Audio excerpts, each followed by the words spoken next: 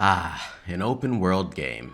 A genre where you're free to roam, explore vast landscapes, and bask in the magical scenery. And let's be real, part of the fun is running around with your favorite character, admiring their ass in the world around them.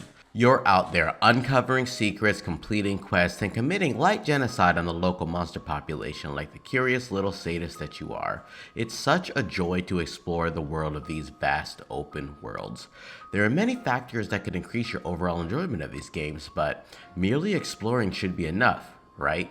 Well, as you see more and more places and complete more and more puzzles, you will eventually become bored of seeing and doing the same things. Remember this later, because making variety in your open world is really the only way to keep things fresh.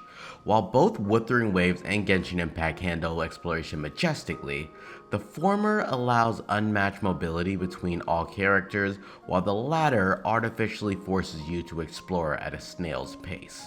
I'm Void Enigma, and I'll be explaining why, despite the exploration for both of these games being a wonderful experience, Wuthering Waves has managed to outshine Genshin Impact in the art of exploration. The act of exploring is what actually encompasses the experience, getting your favorite characters out and going on a grand adventure in the new areas with them. You see, that's where the problem begins.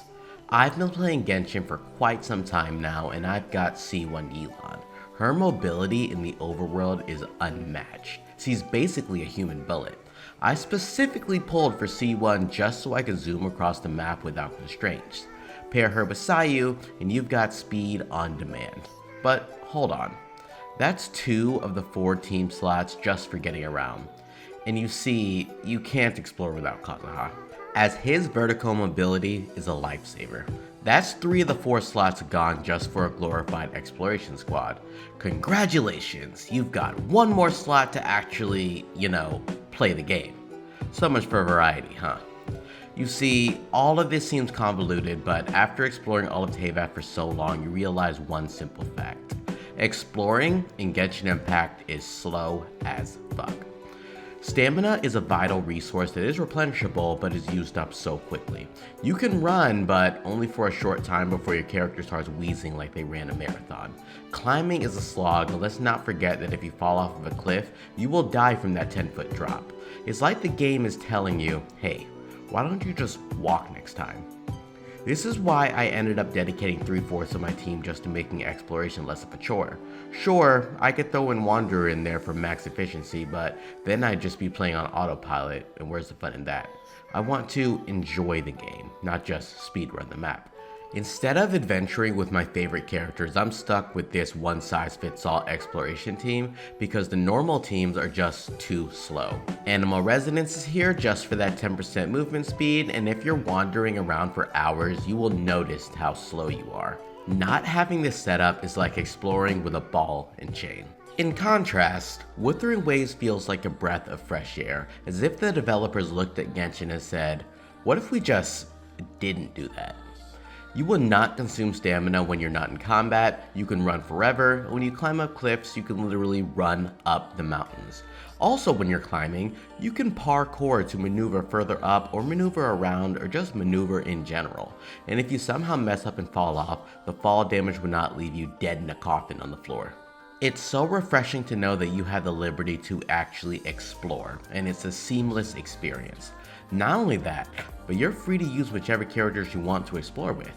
The main difference, however, between Wuthering Waves and Genshin Impact is that you actually have useful gadgets. Another useful gadget embedded in this video is that like button. This gadget is a great tool to support the channel, so make sure to hit that button. You wouldn't ignore a fun gadget at your disposal, right? Go ahead and like this video to help support the channel. Gadgets exist in both games. However, for Genshin Impact, the use of gadgets is a missed opportunity entirely. The gadgets in Genshin Impact rarely offer anything good or useful, and you can only equip and swap between 4 at a time. None of them are helpful in the exploration besides maybe the wind gadgets, but even then, those are limited to the amount of uses that you have. Meanwhile, in Wuthering Waves, gadgets at our disposal are amazing. And by gadgets, I mean these two, the grapple hook and the pod. These bad boys free up a character slot by acting like a built-in Kazuha and a ranged weapon all in one. You got a Kazuha skill on tap, and if you ever need to break ores, you can even use the pod to cover you.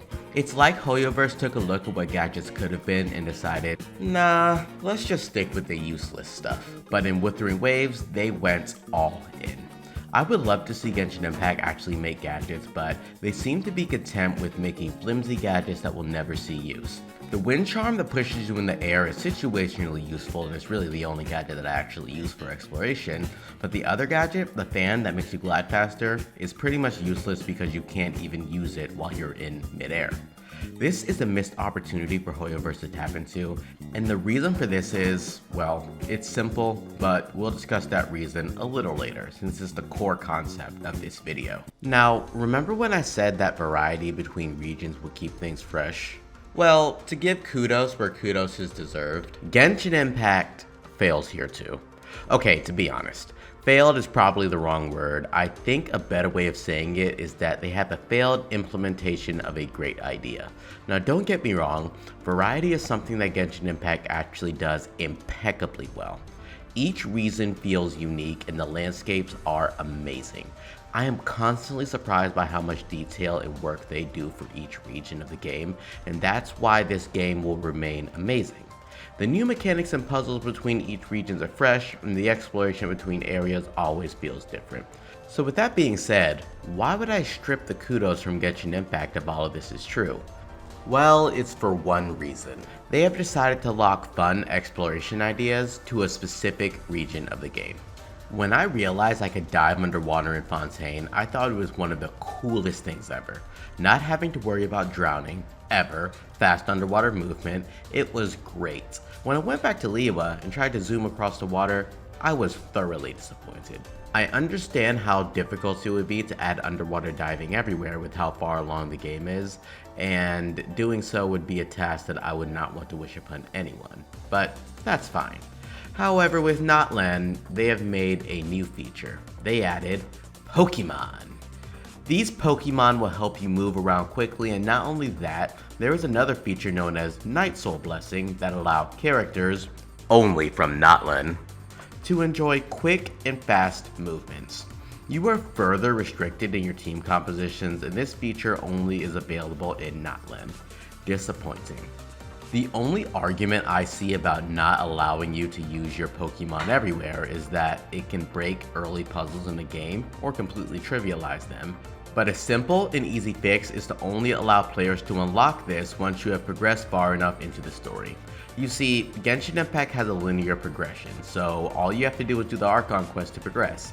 If you've done the specific Archon quest, then allowing the movement across every corner of Teyvat would be absolutely amazing. But alas, old areas can't have new things. What this does is just make Natlan an enjoyable exploration experience and make every other area quite dull in comparison. Hopefully, this can be corrected in the future, but Hoyoverse is very allergic to fixing old features in the game, so I doubt we can count on that. Wuthering Waves is just pure, unadulterated freedom. You have the freedom of team compositions, freedom of movement, freedom of gliding, and you can even use certain echoes to have the edge when exploring. If you want even more speed, then you can simply equip all three of your characters with the Inferno Rider and ride your fiery bike across the world. If you want more aerial mobility, then you can equip 3 Jue echoes and get a gust of wind between all 3 characters so you can stay airborne indefinitely. You can even do amazing combos with other echoes like these super jumps and possibly stay in air endlessly with certain setups if you choose to. These are just amazing features to have in the game. What makes an open world game fun is the open world freedom. I understand that it makes sense to sell characters to allow that freedom, but as the core value of the player, this just doesn't sit right with me. I'd love to construct a team in Genshin Impact and explore Natlan, but I know for a fact that that team will be whatever new character that I just pulled along with Yelan, Kazuha, and Sayu. No changes will ever be made to this team because of how comfy it is for exploration. Now, I talked about there being a reason for why this is made this way, and honestly, it's one thing: to artificially inflate your playtime. That is the only reason that I can come up with. Climbing that mountain for 2 minutes instead of 30 seconds, that's just padding. One thing I cannot fathom is how certain people said that they felt an accomplishment for climbing up that mountain slower than it would take you to realize how much time you're actually wasting. If you truly believe that reaching the top of the mountain was the most amazing and impeccable achievement obtainable in the world of Genshin Impact, well, that's great for you. You can do the exact same thing in Wuthering Waves, just never press the run button and you can simulate that same experience.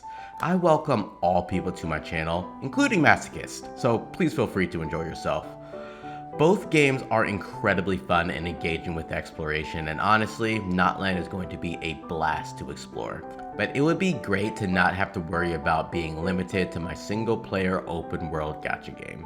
Lifting some of the core restraints on the game would really revitalize the entirety of Teyvat, and truly make this game a perfect experience for everyone involved. Let me know what you all think of the differences between the exploration of the two games, because it just frustrates me that there is this new cool feature that is only available in Natlan to be forgotten when the new region opens up. And only about 4% of you all are subscribed, so if you're watching my videos anyway, then make sure to subscribe for more Wuthering and Genshin content. Until next time, Enigma out.